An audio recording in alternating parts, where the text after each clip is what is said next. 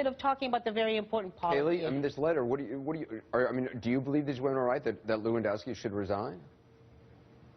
Well, I find it interesting because the women who signed this letter are journalists, and one of the highest journalist ethics, one of the highest principles of our criminal justice system is innocent until proven guilty.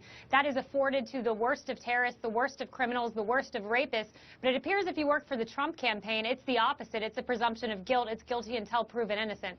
The fact is there are two varying accounts of what happens. The Daily Mail has allegedly been contacted by an anonymous Secret Service agent on Trump's detail who says that this reporter was instructed twice not to cross this line, not to come towards Mr. Trump and touch him, as a picture shows that she did.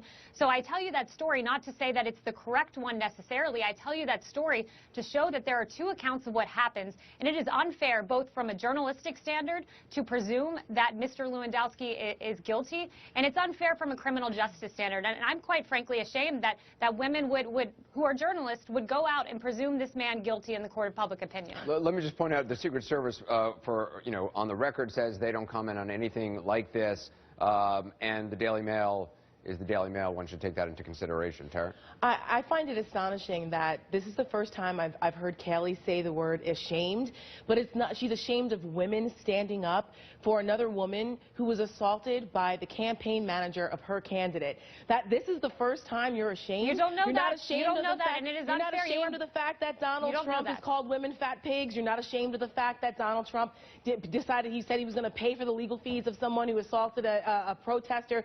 You're not ashamed of the fact that Donald Trump can never apologize for anything. I said I don't like those things, Tara. But you didn't use the word I don't like those things. You're ashamed of those things. But you're ashamed of women standing up, in women in journalism, standing up for someone else in a situation that a person running for president should have absolutely no involvement in whatsoever. This should have been handled, over with, done. But he has an inability to apologize. Let Kaylee respond. Let Kaylee respond. Kaylee? No, I have said many times, Tara, it's disingenuous to say that I have not disowned those things, because on this very network, I've said it was inappropriate for Donald Trump to retweet that picture of Heidi Cruz. However, you just said a man who's guilty of assault. Tara, do you know that you are defaming someone? You could actually be brought into court for alleging that he did something that he did not do. So, Tara...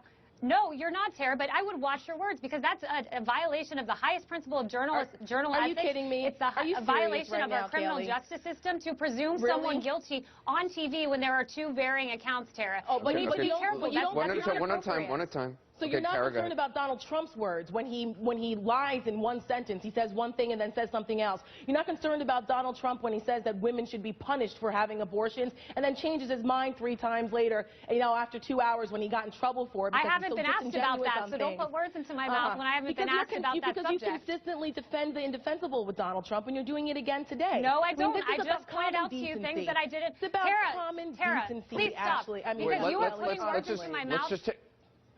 Sorry, Haley, finish the thought, and then we're going to take a break. I'm tired of people putting words into my mouth, Tara. I'm tired of you saying that I said something about his abortion comments when I haven't been asked about that. You need to stop generalizing about things I have not commented on. Please go check the record. Someone fact-check this. Media, please go fact-check this. I have not commented on the subject, and words were just put into my mouth. Okay, we're going to just take a breath. We're going to take a break. We're going to continue the conversation when we come back. We'll be right back.